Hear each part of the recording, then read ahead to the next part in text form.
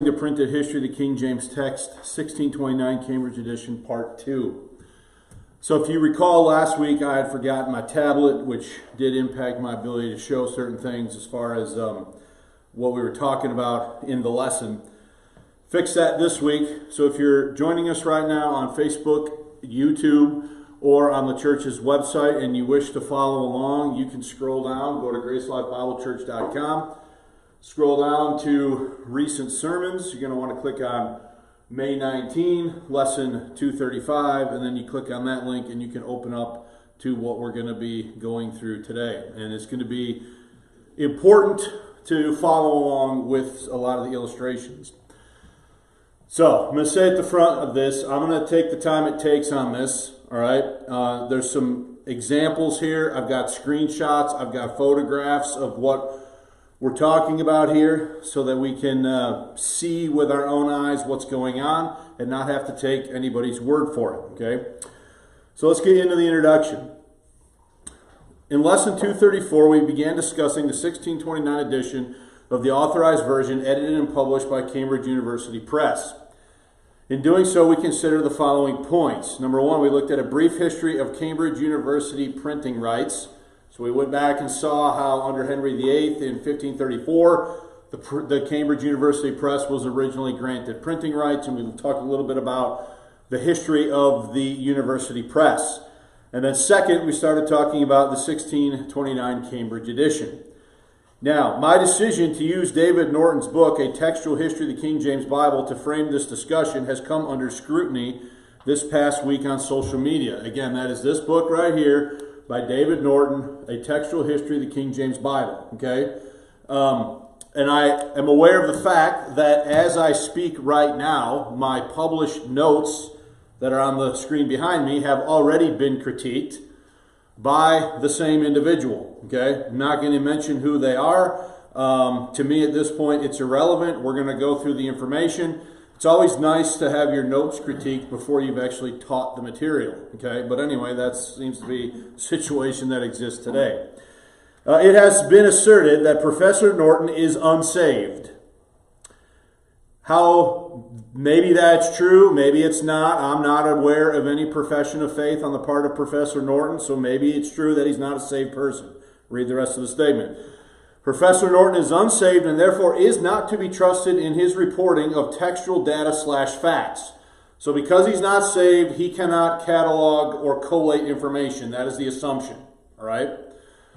This assertion is coupled with the premise that Norton edited his own edition of the King James Bible for Cambridge University Press called the New Cambridge Paragraph Bible. That is true. I have a copy at home in my possession of the New Cambridge Paragraph Bible. I have never supported, let me say it as clear as I can, I have never supported or advocated for the New Cambridge Paragraph Bible. I don't use it. I have it as a piece of historical evidence and reference. I don't read from it. I don't preach from it. I don't use it. Do I own one? Yes, I do. Is it true that a textual history of the King James Bible was prepared as a companion volume to the New Cambridge Paragraph Bible? Yes. Okay, that is true. Let me see here. Just because Norton makes editorial decisions in his New Cambridge Paragraph Bible that I would not approve of does not mean that his presentation of the textual facts as it relates to the printed history of the King James Bible text are in error. Okay? So if he catalogs something and he does it accurately just because he's not saved potentially and just because he made decisions in the New Cambridge Paragraph Bible that I wouldn't agree with or approve of does not automatically mean that everything the guy said is false. Okay? And there are at least two parties on the internet that seem to be talking in those ways. Okay? One needs to distinguish between Norton's cataloging of textual variants in the printed history of the King James text and his editorial work on the New Cambridge Paragraph Bible. So let's just stop there. Does everybody understand what I'm getting at? Okay? And the other thing I want to add, I'm not only relying on Norton, I'm also relying on Dr. Lawrence Vance, the text of the King James Bible. This is still in manuscript form, and you can buy the manuscripts for every chapter, which I have done as I've tracked along with that. So, and those who would potentially have a problem with Dr. Norton certainly would not have the same problem with Dr. Vance, since Dr. Vance is a saved person, is a Acts 2 Baptist preacher, and is a King James Bible advocate. Okay, so he is advancing along similar lines as what Dr. Norton has. And if you don't believe me, you should also read Lawrence Vance's 2015 book, The Making of the King James Bible New Testament, which I have cited and brought in to class many times. So there's a false argument, guilt by association argument that is going on in social media. Okay.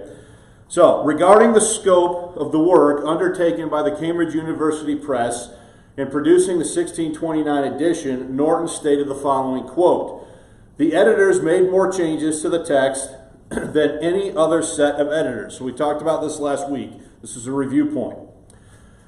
By my count, counts of this sort always have an element of roughness. So again, does Norton admit that there's a certain element of roughness to the numbers? Okay. They introduced 221 readings, of which 199 became standard. In terms of frequency, this is roughly one new reading every 5 chapters. They also confirmed a further 59 variants from the first edition found in some earlier editions. The spelling of names is largely, but not entirely, a scholarly matter. They introduced 178 spellings, of which 157 have become standard, and they confirmed another 40. Overall, 493 changes were made, of which 447, 91%, became standard from the 1629 Cambridge edition. Now, that's just counting readings, counting math, counting what is standard, okay? So thus far, we have noted 2 categories of changes that were undertaken by the 1629 edition.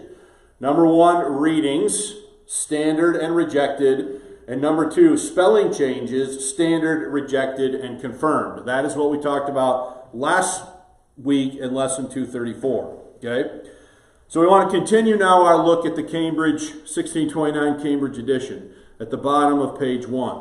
Okay, in the next section of chapter 5, Norton deals with specific examples of the styles of changes made in the 1629 Cambridge edition.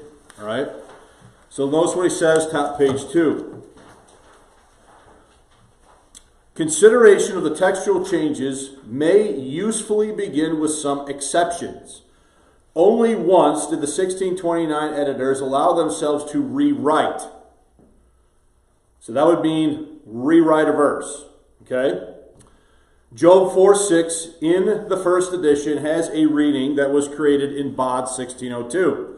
Quote, "Is not this thy fear, thy confidence, the uprightness of thy ways, and thy hope?" That is what they had. I will show you this in picture form here in a minute. Okay? This is glossing rather than translation of a difficult verse. It gives the Hebrew words just as they come without making sense. By omitting this and moving and, the editors make sense. Is not thy fear thy confidence, and the uprightness of thy ways thy hope? To paraphrase, did you not trust in your piety and your moral perfection? The significance of this lies in its uniqueness. The 1629 editors rarely make the text less literal, and nowhere else do they presume to rewrite. Now, let's just say, is that Norton's opinion? Yes. Yes, and he's saying that they have rewritten the text. Now, before we go any further, I want to remind you of a couple things, okay? The first thing that I want to remind you of is what we saw already from the pen of David Reagan. David Reagan said that the only changes that occur in the various editions of the King James Bible were typeface, correction of printer errors, and spelling and punctuation. You remember that? Okay? So I'm working on something for a different purpose, but let's look at some definitions of print errors. Okay? Printer's error. An error introduced into typeset copy by the compositor. The compositor is the person who is setting the type on the page. They're picking the type out of the tray and they're putting it on the page for typesetting. Okay? An error introduced in the typeset copy by the compositor so that the printer cannot charge for correcting it. So in other words, it's a mistake in the printer's house that the compositor put the wrong type or made a mistake. Does that make sense? Okay? That's from Collins English Dictionary. Printing error, a misprint or misspelling in a text. Okay? Printer's error, dictionary.com. An error introduced into typeset copy by the compositor so that the printer cannot charge for the correcting of it. You know, all of this, is that the same as the ones up there? Okay? Compositor, a person who sets the text or type for printing. Okay? So by definition, what is a printer error? By definition, what is a printer's error? It is a mistake made by who? The compositor in the laying out and setting forth of the type. Okay? That is different from an author's alteration. A correction or change made in typeset copy that is not a correction of an error introduced by who? That means that someone else is saying that they want the text to read what? Differently. Does that make sense? Okay? Now, I also want to flip back into this piece, and I want to go to page 7 and remember this statement. Okay? This is reading from Reagan, The Myth of Early Revision, page 7. The character of the textual changes is that of obvious errors. The frequency of the textual changes is sparse, occurring only once per 3 chapters. The chronology of textual changes is early, with about 3/4 of them occurring within 27 years of the first printing. All these details establish the fact that there were no true revisions in the sense of updating the language or correcting correcting translation errors. So what is he saying? There was no true what? Revision. In what way? Updating the language or correcting translation errors. There were only editions which corrected early typographical what? Errors, or source of authority for the exact wording. Our source of authority for the exact wording of the 1611 authorized version is not in the existing copies of the first printing. Our source of authority for the exact wording of our English Bible is in the preserving power of Almighty God. What is he saying?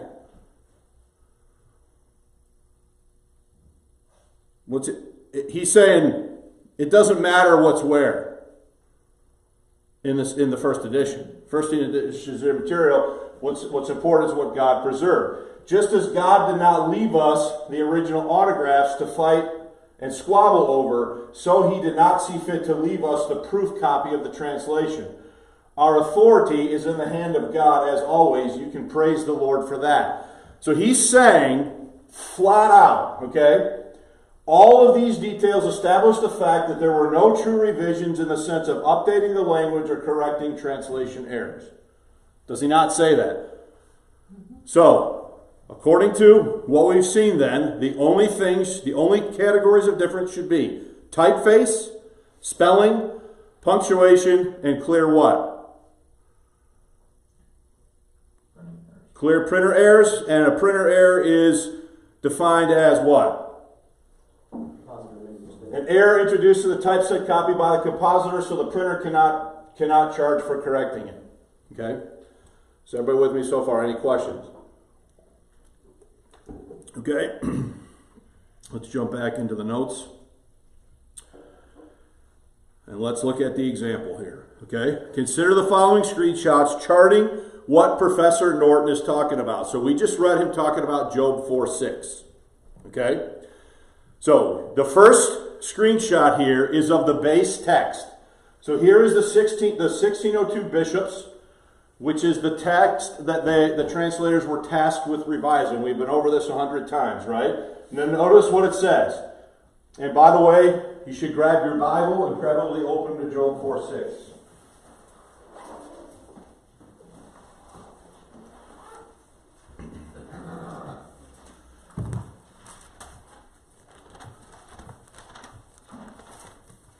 Job 4, verse 6. So rule 1, as we've talked about ad nauseum, said that they were to follow the text of the bishop's Bible unless the truth of the original said otherwise. Right? Okay? So here's the base text where it starts. Okay? It says, "Is this thy fear, thy confidence, thy hope, and thy upright living?" That's where we start with, according to the first screenshot from a 1602 Bishop's Bible. Does everybody see that in front of you and on the screen? Okay? Now, Bod, or Bode, I've heard it pronounced both ways, 1602 records the revisions of the translators as they follow rule number 1 and change this or conform this into what would ultimately be the King James text. Okay? So let's note the changes. Okay? So I want to have these like this so we can see both at the same time. Right? So, they insert the word not. Was not in the 1602 bishops. No. So there's a caret here, and you can see they insert above the line what word? Not. So is not this thy fear, thy confidence? Okay. Notice, what do they remove? They remove thy hope. Okay. Thy uprightness of thy ways. And notice they move thy hope where? To the end. Okay. So do they completely revise this last clause? Yes or yes? Okay. Does everybody see what's going on? Okay. So now we can compare the edits of Bod with what shows up in the 1611. Okay. So here's the 1611. Should probably go up a little further. Notice, is now is in italics. Not. So did they retain the insertion of the word not? Yes. Is not this thy fear? Is not this thy fear? Thy confidence, thy confidence.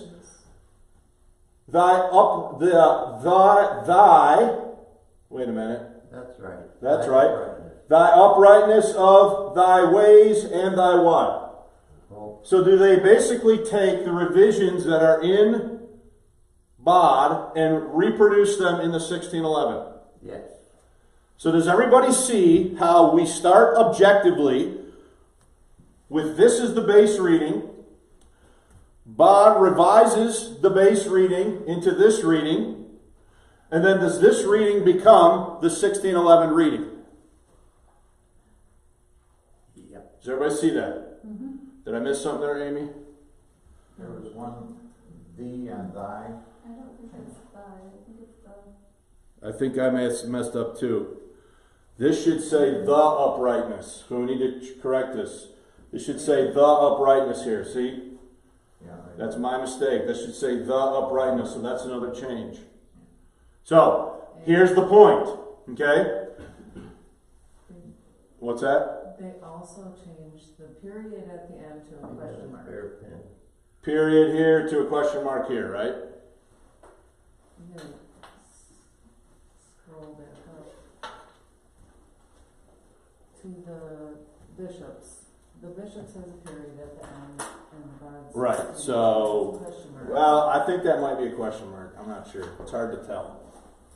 But you're definitely right. There's a question mark. So here is the point. Besides my mistake. So we need to change that. Did you guys know the change in that? Yes. Okay. So, do they adopt, essentially, the revisions recorded in Bod? Yes. See how this gets tedious, right? You got to check this stuff out. Okay. So now let's look at the Cambridge text that we are talking about. We are talking about the 1629 Cambridge. Okay. And let me see if I can get both of these on the screen at the same time. Now watch what happens now. Okay.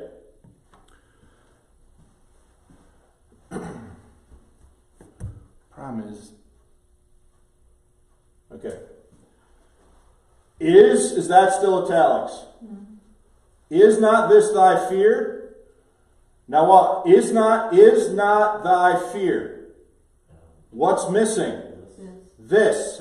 Have they taken this out? Yes. Yes, okay. Thy confidence, thy confidence.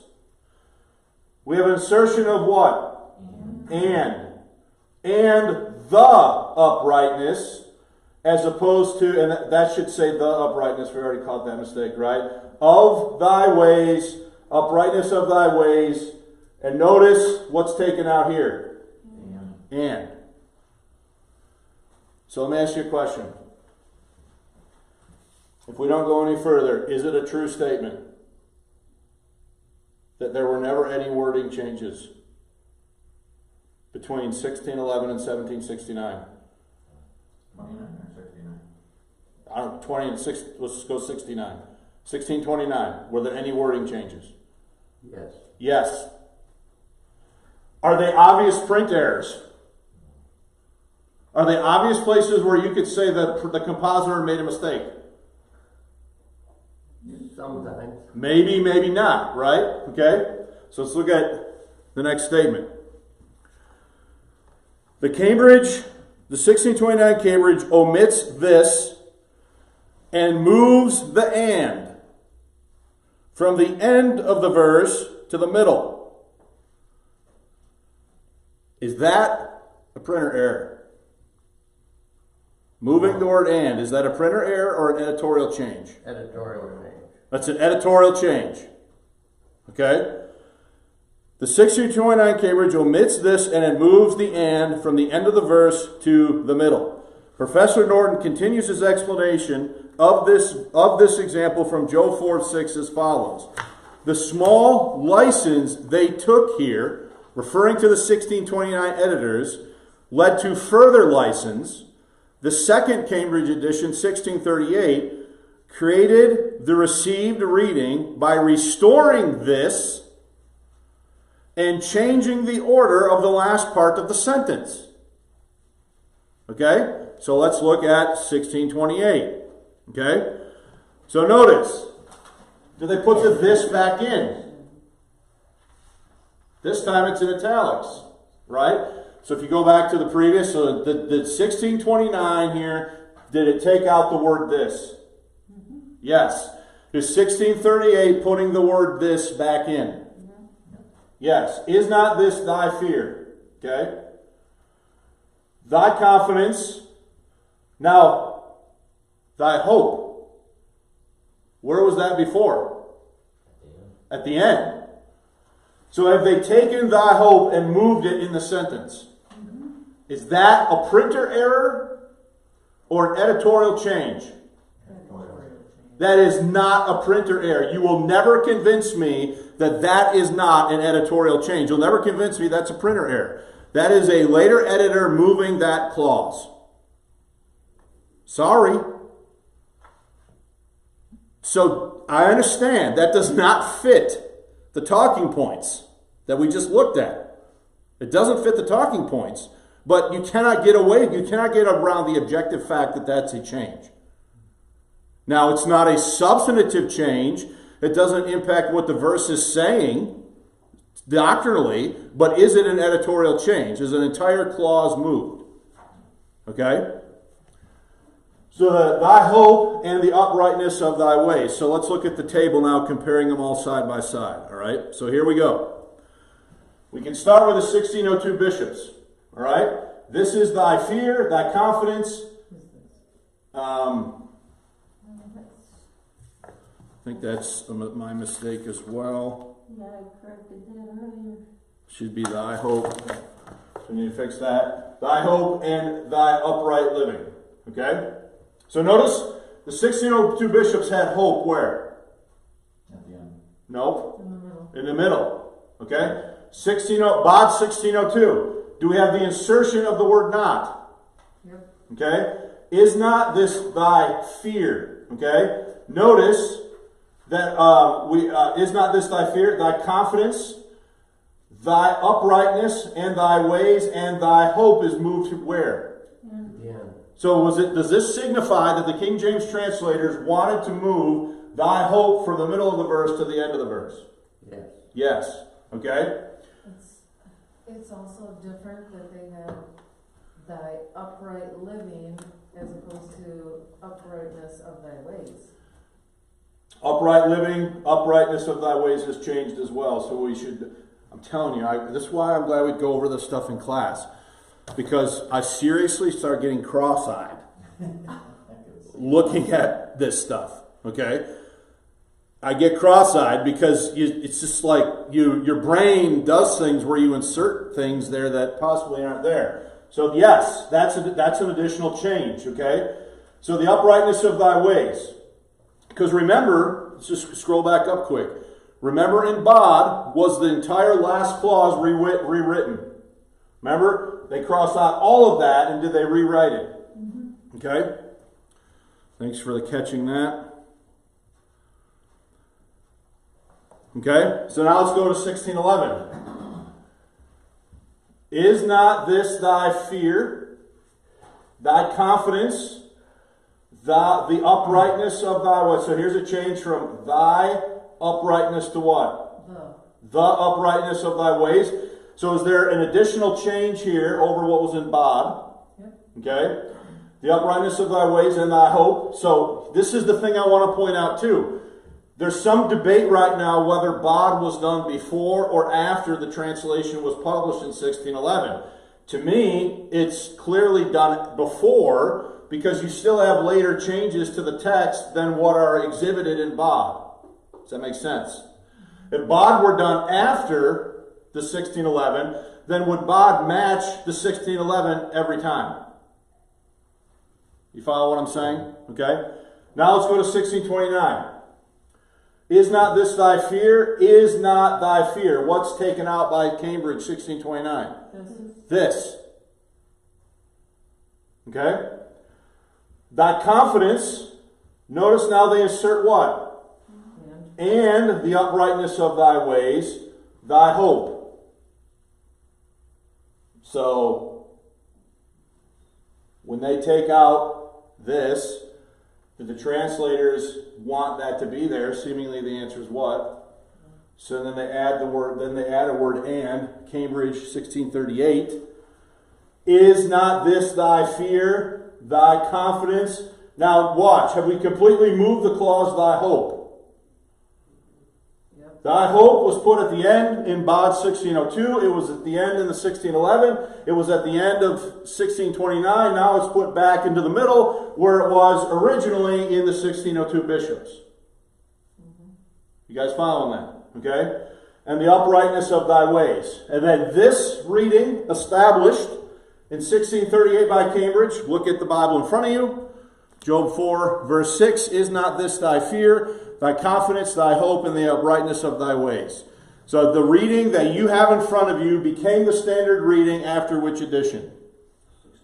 1638 Cambridge. Are there wording differences between the 1638, the 1629, the 1611, and bod 1602, and the original Bishop 1602? Are any of those differences substantive? Can you rightly call all of these printer errors? No. No. You can if you want to majorly beg the question. That is an interpretation of convenience. That is not reality. Do you agree with that, Mike? Yes. Why do you agree with that? Because there's too many variations from one to another, for one thing. And, if you take this verse out of context, it's really a difficult verse. You have to go back to, say, the 3:25, for the thing which I greatly feared has come upon me. You have to know what is that thing. I mean, you have to understand what is leading up to that sentence, that verse. And Norton admits that it's difficult. He says it gives the Hebrew words just as they come without making sense. But I think you can't make any sense unless you read some verses before that. The context, okay? But if we go back to our definitions here, okay? Printer error. An error introduced into typeset copy by the compositor. Are all of those changes across all those editions, are those all printer errors? No. No way. that is an interpretation of convenience to fit a narrative. Okay? Now you might argue maybe Norton has his own narrative. I don't really care right now what Norton says. What I care about is to show you are there clearly various levels of revision as you're working your way through these different editions, right? Where later editors are making changes, okay, to the text in at least 2 different occasions. Now, none of the edits are substantive, but it seems to me it does King James advocacy no good to sit here and say, like Reagan has said and others have said, these are all printer errors. Okay? Now, I'll stop there and give you guys an opportunity to respond before we go any further. So this, what we're talking about right now is the exact thing that I got criticized for in social media before I taught this lesson. How do you argue with the objective facts? Put aside whatever Norton says. I don't agree with everything Norton says either. But has he accurately cataloged with screenshot evidence of the various editions, has he accurately cataloged the changes that are made to that verse? You can't change the whole sentence structure and call it a printer. No. And moving a word from one place to another place in the sentence. You cannot call that a printer error. If you are misprinting a letter, a character, one word, then maybe. Okay, as we'll see as we get into some more of these if we have time. All right, does anybody else have anything else before I read the next point? Like you said, it's not really substantive differences. I look at all those and it really is a different way of saying the same thing. Correct. Okay. They're different ways of saying the same thing. Okay? But you got to understand, Bart, that there are many within King James advocacy that will say it has to be every jot and every tittle. Okay? Exactly in the right order. Well, if that's the standard, and you look at a table like this, do you have a problem? Which is why the position that Dave Reed and I have sought to enunciate on this issue of you don't need verbatim identicality of wording. If you need verbatim identicality of wording, do you have a problem? But if you say that preservation requires verbal equivalence, do you have a problem? No, because are all of them verbally equivalent? Okay? When one charts the changes made to Job 4:6 in the various editions of the Authorized Version, it is inescapable that all of these changes are not simply the correction of printer errors and updates in spelling. It is undeniable that the Cambridge editors impacted the wording of the text. This example from Job 4:6 underscores the importance of the position enunciated in my co-authored book with Brother Dave Reed, The Myth of Verbatim Identicality, How God Actually Preserved His Word. If one requires verbatim identicality of wording as a standard for preservation, they must choose which edition of the King James Bible is correct in Job 4:6. On the other hand, if one acknowledges the principle of verbal equivalence, the problem is alleviated and all the renderings of the AV charted above are different ways of saying the same thing without using the exact same what? Words. So, I don't see how... Here's what happens. We've already talked about this, right? So King James opponents will come and they'll say, well, which edition? Which edition got it perfect? Which edition got it this or that? And you see the definition, the standard of perfection that they're using there is verbatim identicality. Now, they're not saying it that way, but is that the implied assumption? Yeah. So it doesn't do any good to adopt that understanding of this, because then you will have to tell me which one of these renderings of Job 4:6 is the perfect one, to the exclusion of all others, when it seems to me there's no reason for you to make that choice. Any questions? So, Professor Norton concludes the paragraph cited above by providing some additional examples. He says, quote, "Perhaps if the 1629 editors had allowed themselves such license on a regular basis, the latter history of the King James text would have been different. For other exceptions, of which I note only 5, involve restoring a deliberately deleted and, even putting it in italics to show that it is not in the Hebrew in Psalm 113:9, and revising the order of subject and verb, reversing the order of subject verb. I said becomes said I, Isaiah 6:8, and similarly in 2 Esdras 2:18 and 1 Maccabees 10:29, while saw I becomes I saw in 2 Esdras 13:12. Beyond these, the editors left matters of style alone. Okay? For the sake of time, we will look only at the additional examples noted above from the canonical text. So we're not going to look at the ones from the Apocrypha. Okay? So let's look at Psalm 113, verse 9. So here's 113, verse 9. Here's the 1602 bishops, the starting point. He maketh the barren woman to keep house and to be a joyful mother of children. Okay?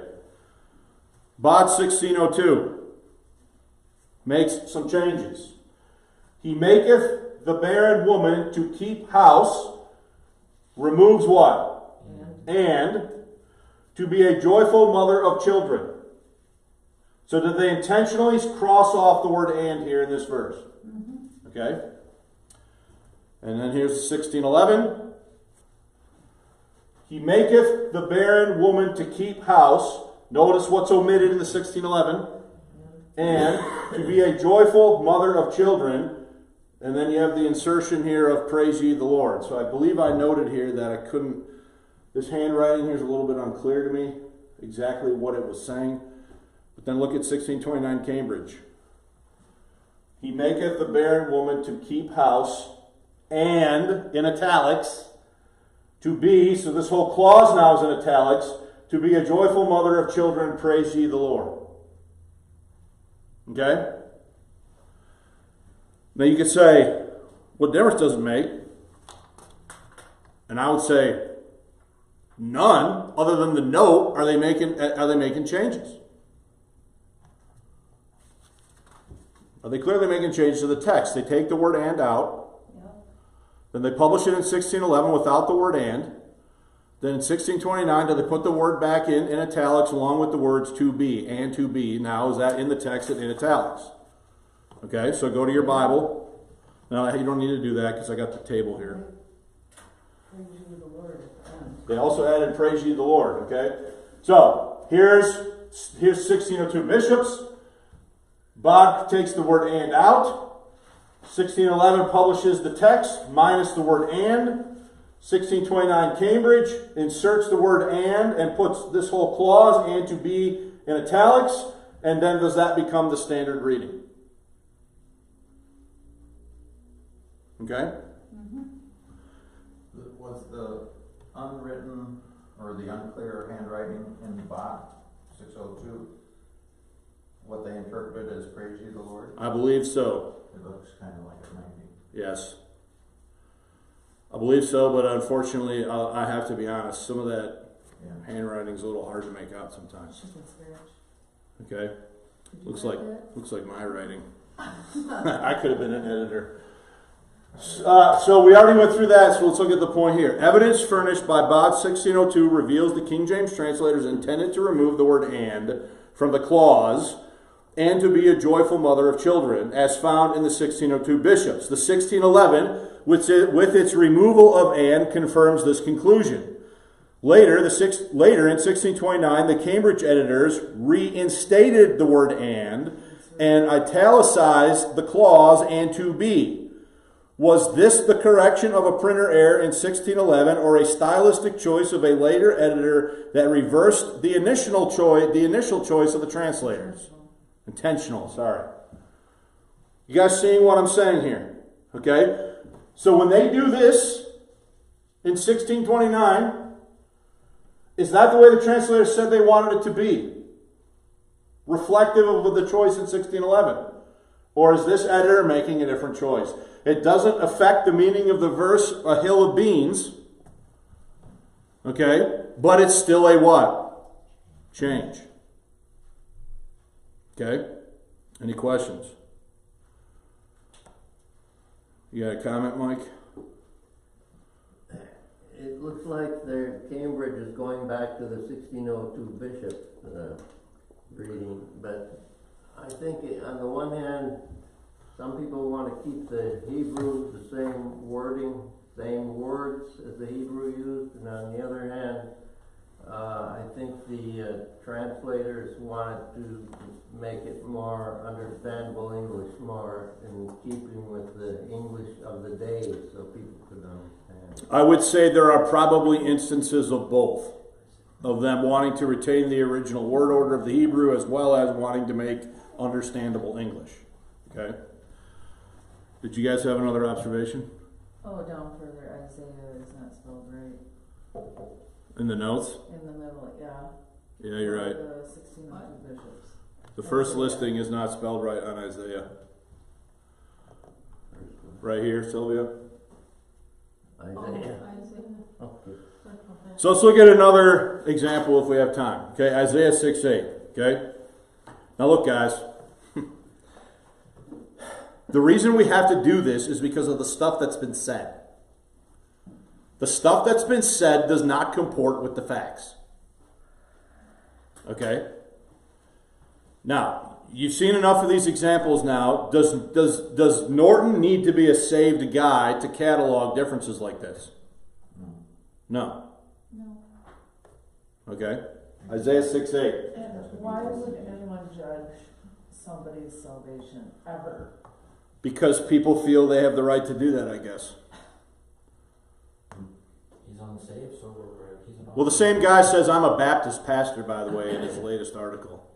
But I mean, somebody's unsaved, so automatically he's a liar. Yeah, I mean, Who's not? can an unsaved person read and compare two different verses for different wording changes? Seems to me that you can, right? I mean, like if you have eyes and you can read, you can do something like that and you can make a list of where you see differences, right? It's not hard to do. You don't have to be a believer in the text to do that. What offends me more is when so-called believers in the text say stuff about the text that's not true. That's the bigger problem. And that does fire me up. And that's the problem they don't want to talk about. Okay? All right. Isaiah 6:8. Also, I heard the voice of the Lord on this matter. Whom shall I send? And who will be our messenger? Then I said, here am I, send me. Okay? Let's look now at Bob.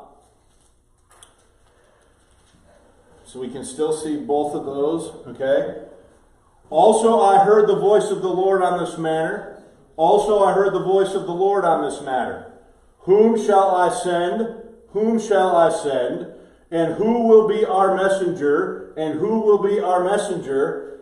Then I said, here am I, send me. So are those the same? Yes. And is there any changes noted here in Bod? If you look at the picture of Bod, are there any changes?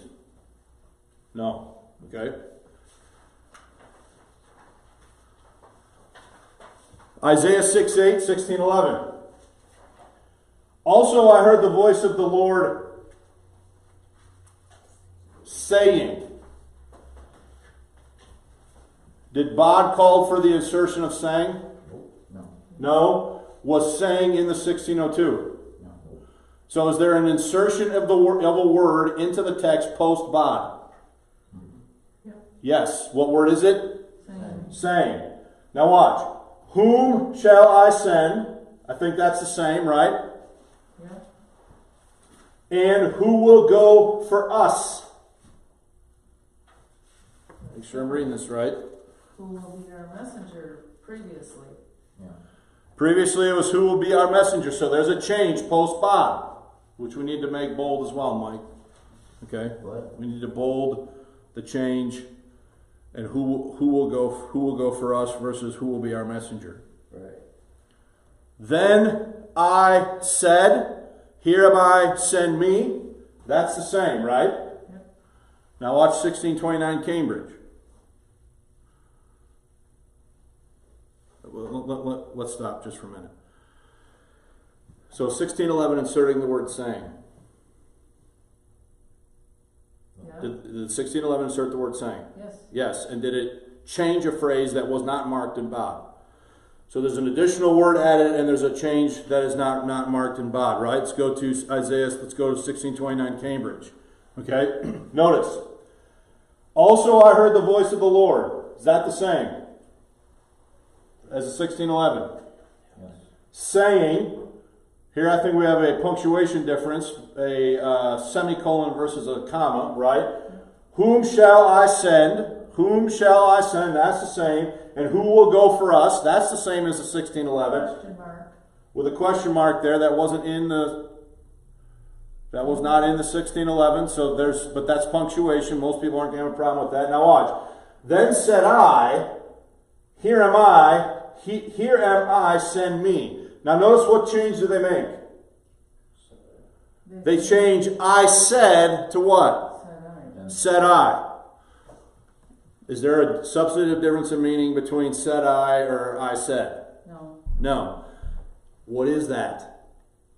they reverse the word or editorial change. That is an editorial preference on how it should read. That's what it is. If you track the evidence back, is all of the evidence suggesting that that's what they do? Okay, and I actually need to update this because I neglected to note this change from "will be our messenger" to "who will go for us." Okay, so now let's talk about this. Let's look at our definition of a printer error again. An error introduced into a typeset copy by the compositor. I am willing to concede that "I said" versus "said I" could be a printer error. Dyslexic. I'm willing to concede that could be a printer error. You got the same words just in a reversed order, right? And especially if the compositor is putting the page together by having it read to him out loud. We're not sure exactly how this was done. But I can see how this could be a printer error. What I cannot see, even remotely as a printer error, is what we saw up here earlier with Job 4:6, where you take an entire clause from the end of the verse, "thy hope," and you move it to the middle of the verse. That's not a printer error.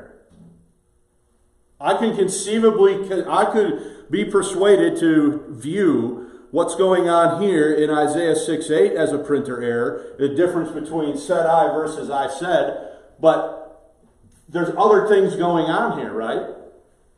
And even if it says "I said" versus "said I," you understand that there are people that are willing to say that if it has it inverted, it's not capable of conveying the exact sense.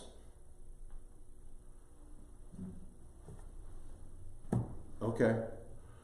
What's the standard reading? Go to Isaiah 6:8.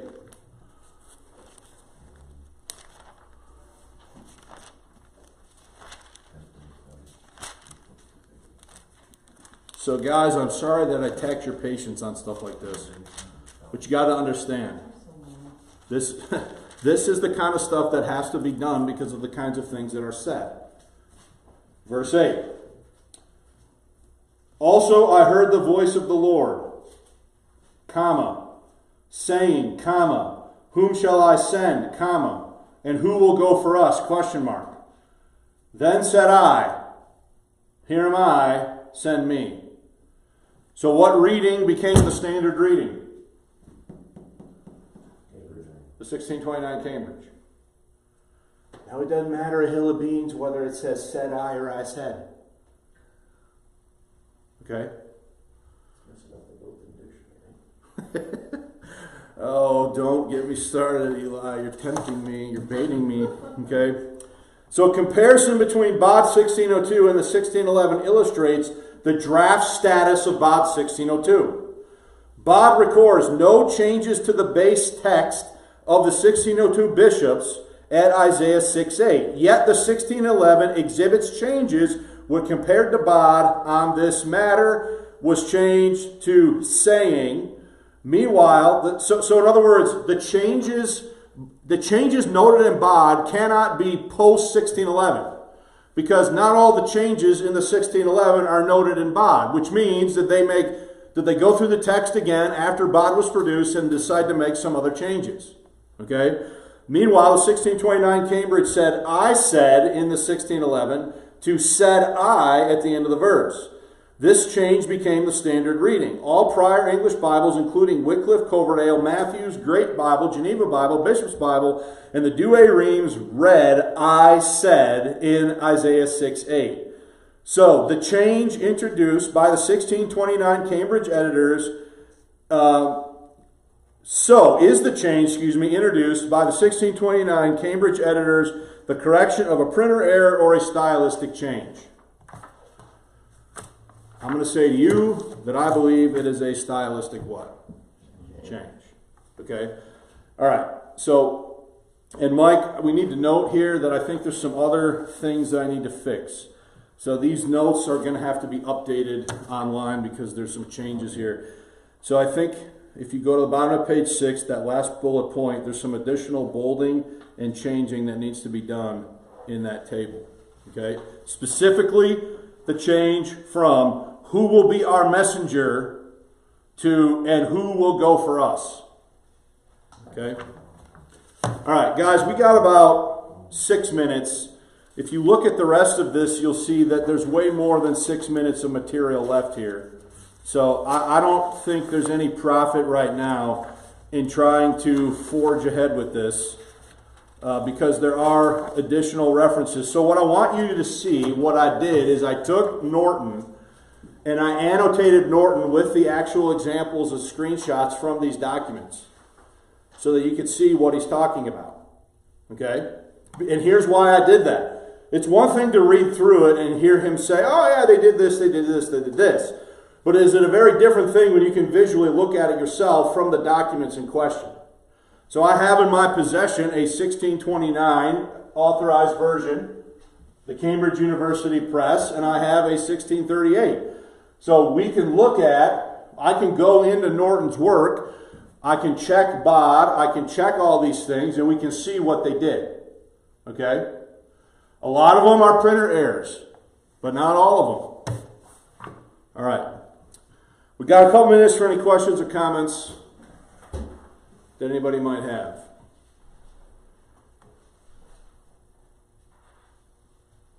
So, I have a trivia question. is it related to this? No. This Isaiah 6:8, what movie was that quoted in? A movie quoted that. I'm sure there's been more than one. Should I know this movie? It's a war movie. Well, and fill us in because it's not. Okay, it was the movie Fury. Okay. With Brad Pitt. I'm not sure I saw that one, but okay. But they were in the tank, and they were all ready to be annihilated. And then he came up and said this, and then Brad Pitt, who was the sergeant in charge of the tank, quoted, yes, that's Isaiah 6:8, and they because they didn't realize that. But, Okay. But that's how that rang a bell with me. I go, oh, that was in that movie. So did they quote it correctly? Because I can remember the actor doing that, because he said, then said I, because he exclamated that. He said, said, who shall they send? Send I. I remember him making a point of that. So to say, we don't talk that way anymore, right?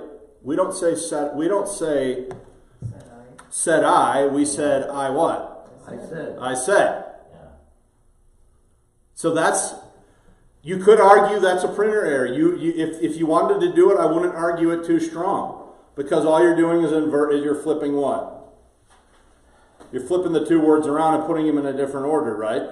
But you can't convince me that the one in Job 4:6 is a printer error when you look at the level of editorial change that went on in that verse.